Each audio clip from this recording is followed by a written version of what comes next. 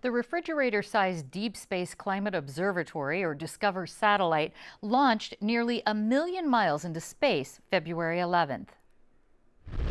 And liftoff. The Falcon takes flight, propelling the Deep Space Climate Observatory on a 1 million-mile journey to protect our planet Earth. DISCOVER will reach its deep space parking spot in another 100 or so days. Joining me with its important mission and how it could impact human adaptation is Scripps Distinguished Research Scientist Emeritus Francisco Valero. And Francisco, you are the physicist that led the development of this mission. What kind of data is this satellite going to collect? Well, the satellite is going to collect data related to the energy that reaches the Earth and is reflected back to space by the Earth. It's called the energy budget, the net energy left on the planet. And it's also going to collect data with another instrument about the atmospheric composition, including ozone, aerosols, water vapor, and remote sense surface vegetation. So it'll measure the energy, as you said, this energy budget, the energy radiation coming from the sun, the energy that's being absorbed by the Earth, and the energy that the Earth is kind of sending back out there. Correct. In a nutshell. Okay, so this energy budget you're talking about, or radiation budget, why is it important to understand our planet's radiation budget? It is fundamentally important because this is the energy that the planet needs to evolve. This is the energy that is used for climate driver, fundamental driver of climate, to drive the ocean's circulation, the atmosphere, and life itself. All these processes require energy, and we receive this energy from the sun. The energy is used by the system, received from the sun, part of it is reflected, part of it is used by the system, and the system converts that in infrared radiation that is reflected back to space. So you were talking about the atmosphere, this radiation and the connection and the oceanic flows and things like that.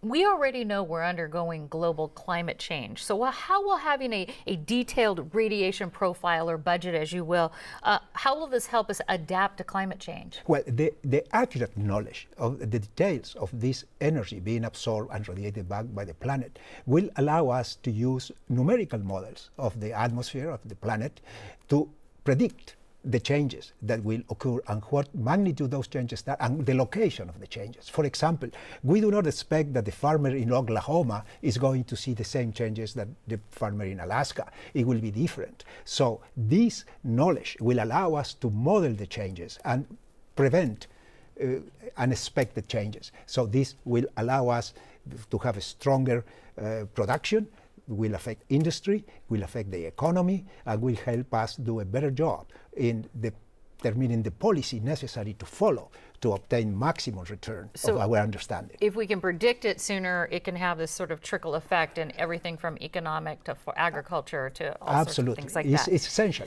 Okay. NASA, NOAA, and the U.S. Air Force are sharing the $340 million cost of this mission.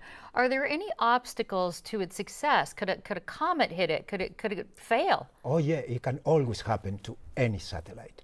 You can have an accident, may have power failures. There are many things that we depend on the quality of the work that was done by the engineers that prepared the satellite, that built the instruments. That is essential for the success of a mission. But yeah, any satellite can fail, and this has happened in the past at any time.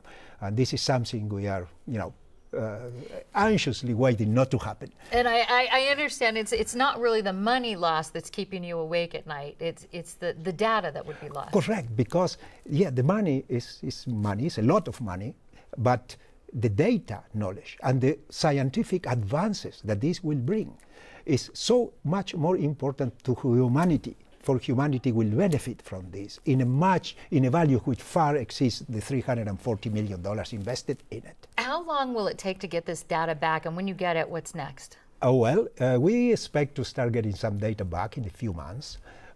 Hope that by July we might have some preliminary data already. Then immediately we are ready to jump together with the science team and to jump into the data and start analyzing it to see what is that we get, to see what the budget is, how things are going. Radiation budget. The radiation budget, and also the determination of atmospheric composition of some elements. These elements are so important for the radiative balance. Aerosols, for example, they are so important.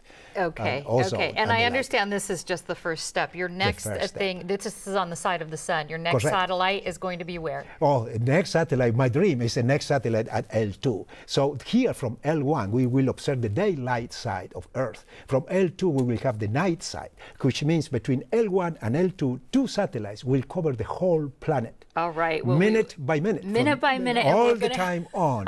Yes. We're going to have to hear about that one when that happens as well. Physicist and Discover leader Francisco Valero, congratulations on this and thank you. Oh, thank you. Thank you very much for this opportunity. Truly appreciate it.